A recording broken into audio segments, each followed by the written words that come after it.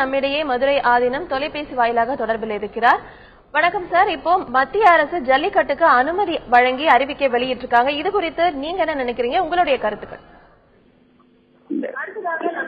தமிழகத்தினுடைய பாரம்பரியமிக்க தமிழருடைய வீர விளையாட்டான ஜல்லிக்கட்டுக்கு அனுமதி அளித்த மத்திய அரசு, தமிழக அரசு முதலமைச்சர் புரட்சித்தலைவி அம்மா அவர்கள், அதுபோலவே இந்த ஜல்லிக்கட்டை நடத்துவதற்கான அனுமதியை பெற்றுத் தந்த நம்முடைய மத்திய இணையமைச்சர் பொன் ராதாகிருஷ்ணன் அவர்கள் மற்றும் உள்ள மத்திய அமைச்சர்கள் இந்த வீர விளையாட்டுக்காக குரல் கொடுத்திருக்கிற அனைத்து எதிர்கட்சி தலைவர் பெருமக்கள், இந்த விழா குழுவினர் அத்தனை பேரையும் நாங்கள் பாராட்டி ஆசீர்வதிக்கின்றோம்.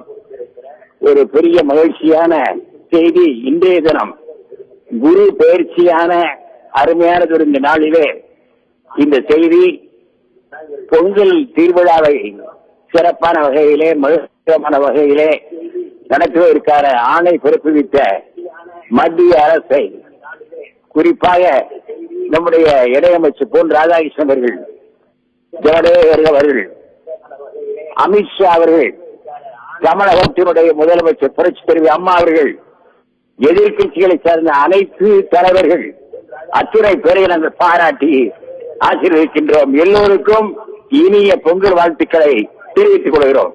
எல்லோருக்கும் ஆசீர்வாதம்.